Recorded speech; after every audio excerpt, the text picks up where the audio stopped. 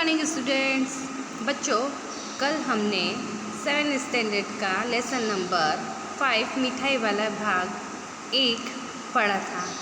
आज हम उसके आगे का भाग 2 पढ़ेंगे। ओके।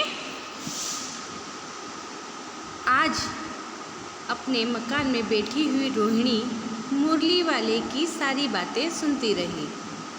आज भी उसने अनुभव किया, बच्चों के साथ इतने प्यार से बातें करने वाला फेरी वाला पहले कभी नहीं आया। फिर वह सौदा भी कैसा सस्ता बेचता है, भला आदमी जान पड़ता है। समय की बात है, जो बेचारा इस तरह मारा मारा फिरता है, पेट जो न कराए सो थोड़ा। इसी तरह मुरली वाले का क्षीण स्वर दूसरी निकट की गली में से सुनाई पड़ा। बच्चों को बहलाने वाला मुरलियाँ वाला। पहले उसने क्या करा, खिलौने बेचे, अब वो मुरली बेचने आया।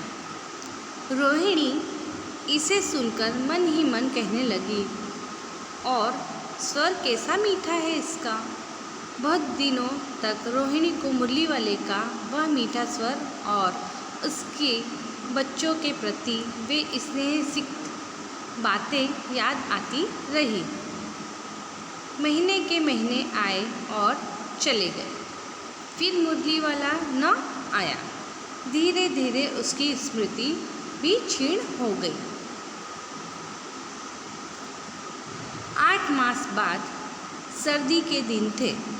रोहिणी स्नान करके मकान की छत पर चढ़कर आजानुलंबित केश राशि सुखा रही थी। इस समय नीचे की गली में सुनाई पड़ा बच्चों को बहलाने वाला मिठाई वाला। अब वो खिलौने वाला पहले मुरली बेचने आया, फिर अब मिठाई लेके आया बच्चों के लिए। मिठाई वाले का स्वर उसके लिए परिचित था। झट से रोहिणी नीचे उतर आई। उस समय उसके पति मकान में नहीं थे। हाँ, उनकी वृद्धा दादी थी। रोहिणी उनके निकट आकर बोली, दादी, चुन्नू उन्नू के लिए मिठाई लेनी है, जरा कमरे में चलकर ठहराओ, मैं उधर कैसे जाऊँ? कोई आता न हो, जरा हटकर मैं भी चिक की ओट में बैठी रहूँगी। दादी उठकर कमरे में आकर बोली, ए मिठाई वाले, इधर आना। मिठाई वाला निकट आ गया, बोला, कितनी मिठाई दूँ माँ? ये नई तरह की मिठाई है, रंग बिरंगी, कुछ कुछ खट्टी, कुछ कुछ मीठी, जायकेदार, बड़ी देर तक मुंह में टिकती है, जल्दी नहीं घुलती। बच्चे बड़े चाव से चूसते हैं। इन गुणों के सिवा ये खांसी भी दूर करती है। कितनी दूं? चपटी, गोल, पहलदार गोलियां हैं। पैसे की 16 देता हूँ।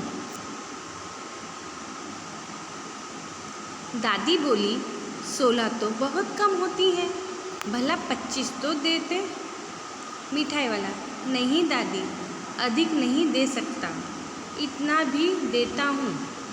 यह अब मैं तुम्हें क्या, खैर मैं अधिक न दे सकूँगा। रोहिणी दादी के पास ही थी, बोली, दादी, फिर भी काफ़ी सस्ता दे रहा है, 4 पैसे की ले लो। यह पैसे रहे। मिठाई वाला मिठाइयाँ गिनने लगा। 2-4 की दे दो। अच्छा, 25 नहीं सही, 20 ही दे दो। अरे हाँ, मैं बूढ़ी हुई, मोल भाव अब मुझे ज़्यादा करना आता भी नहीं। कहते हुए दादी के पोपले मुंह से जरा सी मुस्कुराहट फूट निकली।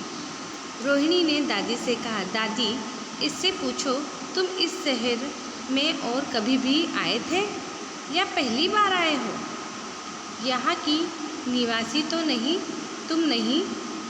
दादी ने इस कथन को दोहराने की चेष्टा की ही थी कि मिठाई वाले ने उत्तर दिया, पहली बार नहीं और भी कई बार आ चुका हूँ। रोहिणी चीख की ओर आड़ ही से बोली, पहले यही मिठाई बेचते हुए आए थे या फिर कोई चीज़ लेकर? मिठाई वाला हर्ष, संशय से और विस्मयादि भाव में डूबकर बोला, इससे पहले मुरली लेकर आया था और उससे भी पहले खिलौने लेकर। रोहिणी का अनुमान ठीक निकला। अब तो वह उससे और भी कुछ बातें पूछने के लिए अस्थिर हो उठी। वह बोली, इन व्यवसायों में भला तुम्हें क्या मिलता होगा? वह बोला, मिलता भला क्या है, यही खाने भर को मिल जाता है, कभी नहीं भी मिलता है, पर हाँ, संतोष, धीरज और कभी कभी असीम सुख ज़रूर मिलता है और यही मैं चाहता भी हूँ। सो कैसे? किससे पूछा? रोहिणी ने। वह भी बताओ। अब व्यर्थ उन बातों की क्यों चर्चा करूं? उन्हें आप जाने ही दें। उन बातों को सुनकर आपको दुख ही होगा। मिठाई वाली ने रोहिणी से कहा, जब इतना बताया है तब और भी बता दो। मैं बहुत उत्सुक हूँ, तुम्हारा हर्जा ना होगा। मिठाई में और भी ले लूँगी। अतिशय गंभीरता के साथ मिठाई वाले ने कहा, मैं भी अपने नगर का एक प्रतिष्ठित आदमी था। मिठाई वाला रोहिणी को अपने बारे में बताने लगा। मकान, व्यवसाय, गाड़ी घोड़े, नौकर चाकर सभी कुछ था। स्त्री थी, छोटे छोटे 2 बच्चे भी थे। मेरा वह सोने का संसार था। बाहर संपत्ति का वैभव था, भीतर सांसारिक सुख था। स्त्री सुंदर थी, मेरी प्राण थी। बच्चे ऐसे सुंदर थे जैसे सोने के सजीव खिलौने। उनकी अटखेलियों के मारे घर में कोलाहल मचा रहता था। समय की गति, विधाता की लीला, अब कोई नहीं है। दादी प्राण निकाले नहीं निकले, इसलिए अपने उन बच्चों की खोज में निकला हूँ। वे सब अंत में होंगे तो यहीं कहीं, आखिर कहीं न जन्मे ही होंगे। उस तरह रहता, घुल घुल कर मरता, इस तरह सुख संपत्ति के साथ मरूंगा।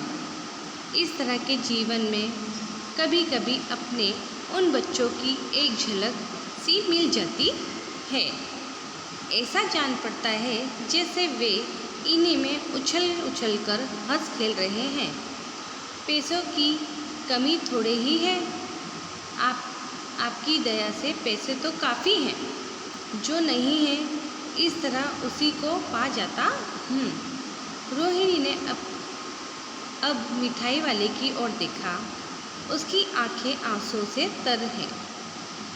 इसी समय चुन्नू मुन्नू आ गए। रोहिणी से लिपटकर उसका आंचल पकड़कर बोले, अम्मा मिठाई मुझसे ले लो। यह कहकर तत्काल कागज की 2 पुड़ियाँ मिठाइयों से भरी मिठाई वाले ने चुन्नू मुन्नू को दे दी। रोहिणी ने भीतर से पैसे फेंक दिए। मिठाई वाले ने पेटी उठाई और कहा, अब इस बार ये पैसे न लूँगा। दादी बोली, अरे अरे ना ना, अपने पैसे लिए जा भाई। तब तक आगे फिर सुनाई पड़ा उसी प्रकार मादक मृदुल स्वर में बच्चों को बहलाने वाला मिठाई वाला।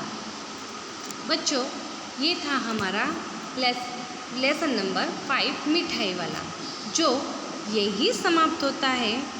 इसके क्वेश्चन आंसर शब्दार्थ मैं आपको नेक्स्ट पीरियड में लिखाऊंगी। Okay, thank you. बाय।